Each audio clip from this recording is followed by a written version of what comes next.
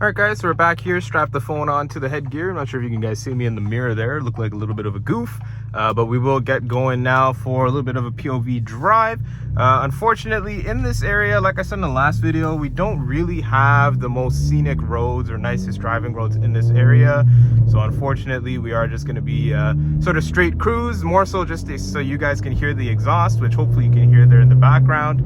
So what I'll do is I'll keep my mouth shut for a little bit, and we'll just cruise along, and this will give you a rough idea of how the Remark exhaust sounds like for the 2023 Integra, as well as the 2022 Civic Si.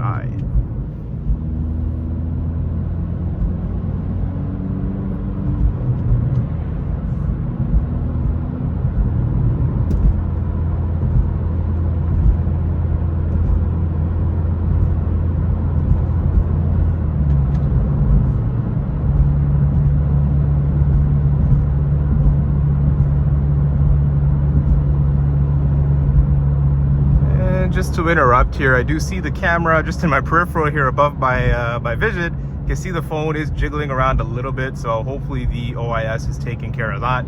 But don't mind if there's a little bit of camera shake here on the video.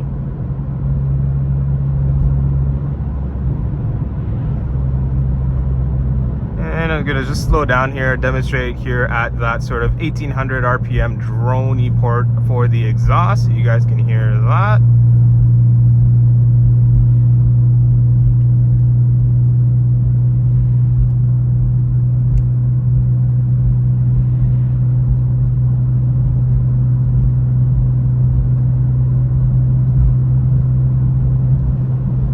As you guys can hear, it's not terrible, the drone. It is quite loud when you are just kind of cruising along at that 1800 RPM point in the rev range. Also on decel at around 4000 RPM, there is quite a bit of drone as well, so it'll get us up into seconds so you can hear that.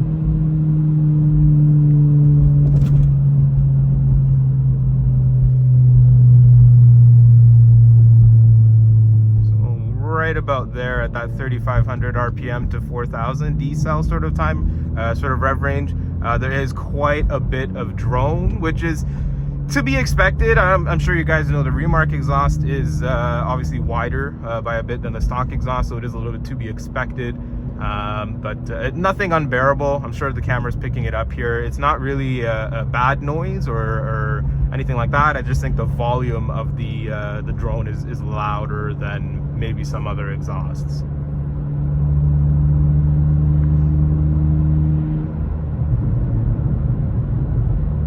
You guys can hear as well the burbles. I'm not sure if the camera's picking that up. Maybe I'll crack a window in the rear.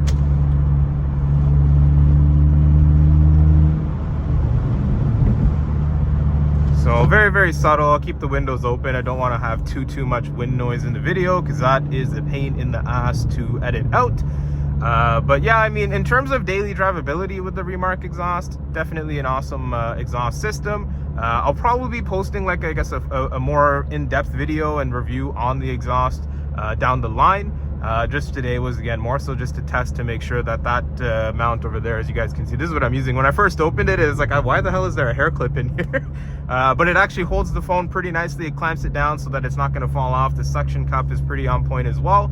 It's just a matter of the shake in the with this part here. It does vibrate and shake around quite a bit, so hopefully that is being cleaned up by the OIS on the camera. So we're coming up to a stop here. Give you guys a couple downshifts. So the fun part about the auto rev match is you can blip the throttle on your own to downshift, and basically what it does is it just makes any correction that you might have, if you made an error in how many revs or how little revs you're supposed to give, the auto match the auto rev match will kind of fix that for you. Again, a purist probably would say that that's cheesy and corny. You're not driving a real stick. Totally fine. Everyone's got their own opinions. I just, for daily driving, you can't really beat an auto rev match system, especially if you get caught up in some traffic or if you're in start stop, kind of changing through the gears on a frequent basis. It definitely makes life quite a bit easier. And as you guys can hear, those exhaust burbles between the gears, very, very subtle, but also indicating to those around you that you are driving a bit of a beast. Obviously not going to go through that light. Don't want to get any red light camera tickets or anything like that. Not that there is any camera here, but better be safe than sorry. And we have here a Tesla pulling up on the right. Looks like he wants to race. And that's the best thing about this car. I find it's really, honestly speaking, it's not fast in the slightest bit. You know, my previous Civic was way faster, like oodles faster than this car. But with the manual transmission and the sounds and just the feel of the car, it does feel quite a bit more engaging than my previous Civic. Again, speed is not really this car's forte. You know, you can rip through 3 gears, first, second, and third, and you're still only doing about 100 kilometers an hour. So it's, you know, definitely a fun car to drive, but not a fast car. So it's a good thing for sort of daily driving and on the streets. You want to go through a couple of gears, minding, you know, obviously barring your dashboard lighting up when you want to do that. I'm gonna have to kind of chop this Jeep up here. I need to get into this lane.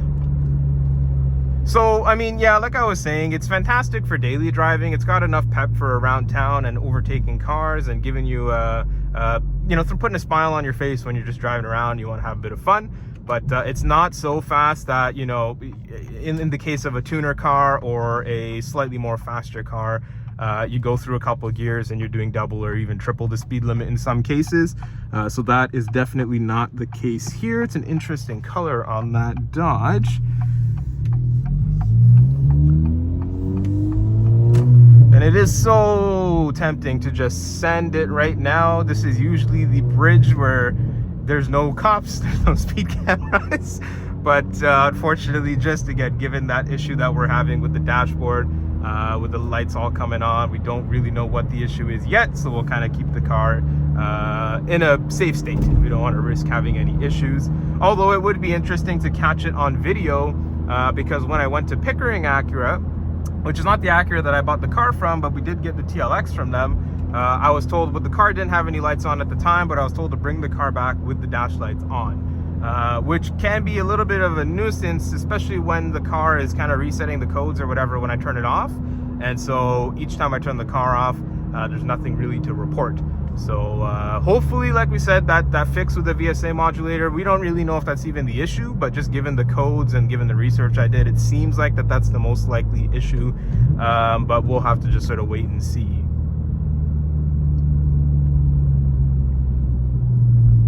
There's that funky green Challenger. It's a nice color. Not a huge fan of the yellow stripes, but that is what it is. There's some exhaust Burbles as well. And you know what?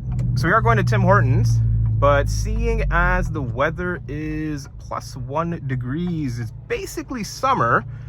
And so that constitutes a car wash. So we are going to go to the spray wash here.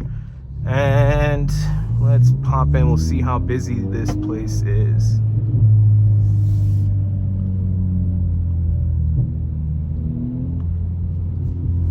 There is the guy who works here, talking with one of the customers. Awesome dude, awesome car wash. Definitely would recommend Pete's 24-hour car wash if you are in the Scarborough area. Alrighty, so let's get this girl parked up. As you guys can see, we got the rear view camera doing bits. Sometimes, I don't know if I mentioned in the last video with the low speed braking control coming into here, the car would automatically brake, because I'd be coming into the parking spot a little bit fast, and it thinks that I'm going to be hitting the bricks that are over there and over there, so a little bit of a pain in the butt. And I did also confirm every time you turn the car on.